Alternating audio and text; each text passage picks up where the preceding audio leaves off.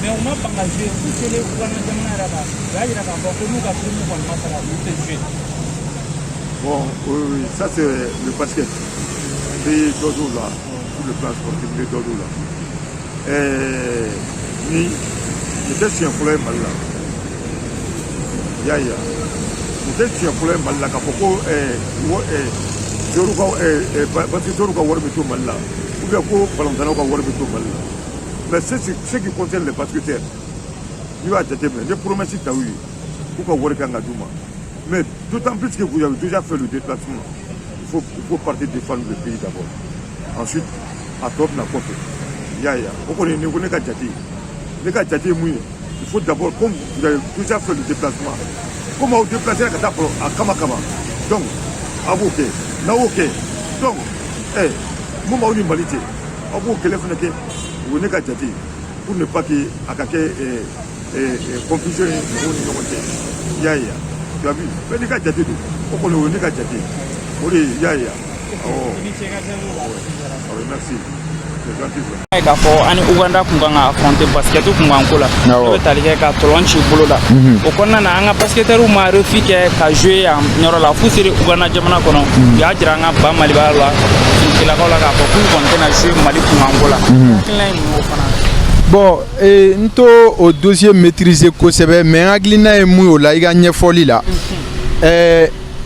Ni wulila kibeti faso kumabo. Ko beba akono. Faso de be bla nyefe. Kumado la ibe dogoya.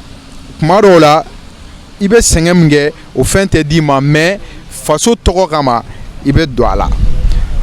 Ni wulila qui kandi kibe ka ta mission do accompli ne won bolo iselenye e manga kan wore fo ne fela te jeru ye munke u ye dugula maloya u yere ka propre intérêt gama parce que ko u ka war maduma ku ka waru we retard la ku be sengem nge ku te sarula u kele moge mo yo ke ga teme mo ye ko ge munga juguni ni luma sara sorula mais adonu ye. Même mon point de vue, je ne vais pas accuser les Mali, je ne peux pas accuser les enfants. Parce que chacun a sa raison. Peut-être par faiblesse qu'ils sont réagis comme ça. Parce que maintenant, toi tu es père et papa, tu as dit à ton enfant la fête que tu vas lui donner les habits. Et lui n'est pas sûr que tu vas lui donner. Il va réagir à sa façon. Et là, il n'y a pas grand chose là-bas. Pour moi, il n'y a pas grand chose là-bas. On n'a pas accusé quiconque. C'est tous les deux qui sont dans les erreurs. Parce qu'ils ne devaient pas attendre l'argent des gens jusqu'à le jour qu'on va leur donner ça. Certains n'acceptent pas ça. Je ne peux pas faire grand chose là-bas. Sincèrement, je n'ai rien à dire là-bas. Je m'arrête là-bas. Et je dis bonjour à tous les Maliens, femmes et enfants, qu'on soit calme. C'est ce que je demande. Et Dieu va nous aider. Mais si on fait la force, ça va être difficile. On est dans les positions très délicates maintenant. Je demande à tous les Maliens qu'on fait doucement. C'est ça qui peut nous arranger. Merci. Ça de quoi? C'est là, on va dire que yo munge au moins. Yani ka bo mo ko ka ta fo ma do fa ko fe. Ki ba fo ati nyana ni. Ulu kan fo anga famoma. An won ti ata je na ma war dam. Mais au mo fo au le ko ata ka ba ngaji total. Ya ma ngo ka fe fe. Ba vraiment wala mi wala dem so don jolo ça veut amiga ko me to amina depuis en 2017 ou 2018 ko ni messi na quoi mais nous pour temana wati la o be la don non di quoi dans la ce niveau de la hauteur faut do ma quoi là faut to amina pour kubu fla ou kubu sabani on ata pour du très promotion ta oui faut ma do ma quoi dem so non ta fam fla la ko jolo do ah faut to ka sabani ou kana fa ko aussi pané ka boss o ko no mai ah tiara ah mais on dirait merci ah faut que tu joues mal kona ko Uganda wakati ni ya fa ko nulu ko nga sarama duma ko ni na sta la ko nyomo ko te ka sara donc nulu ka sarama duma ni se na ko ni te jouer ah yo fo ene waya yo fo to Uganda mara ko nana mais jongala ni ko yo fo yanu kata sol so ko mi sala ko do ko fi wala ka so ma wala ma ba voilà kasa ini ce ka jamu ika ka jami'a balon na yi tiki da sanar ka Allah an fa ko ke boya an ka kira son moyi yi ma ci da fawo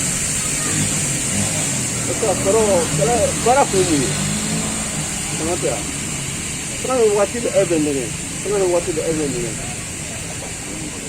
abu wati fara ce ba mo fo wi min keni wi ma ke ko wi ya ko ga hato kama wati ne ko nan fara ko ke fi a wani bitan wani mere wi ma bitan an fara ka wuce da wani wuce da atarami akan kadi barake bawo de mo ni be bara ga wani kan ga dimani ko ne julu be julu kala ay ko go julu do be ya famia ko sampla julu be ko o masara ko kura faroka yo fra julu ga be tsaya ke ya famia ko dem sanu mi do vraiment we senge ni ya takala je ko ke mana masu da kala kene ga ko e malde me ba soro u dalla de ko buta no taka be dai mali ko an woni minne ni san tiya de korore ni naka gelen quoi c'est ni femme la bla de tiya ta sila quoi faut que manew an ka la je ala kama ya famia an mi te abdul kono ni ko tiya ko yira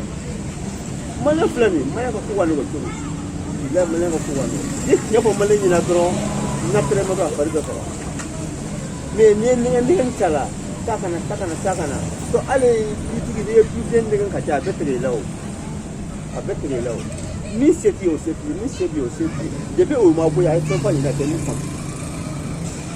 na o fo ni na do ti apana ni kana taka akena ka o pa so ya taka le ni tela ko je frego o ya ka ka hagale no no ko lumbulo ni ga e bola ka tra so no la ni na se no ma ke mo sa o de se ni se ga o wati do ga antena mala fulan ka so ai de ju o ko la tu wa ka ni da ban fa ke se ban lo mo ya fa ni do no ni si na no ga ja ti la ko na pero mo ka ka ka o i ba ka ha de no ko mo fa ati ma din ka ha ke an be ki ya ko na an be ta ni de si le ka ha de ni mo ya fa ni do in ki ka ni ga la ka para do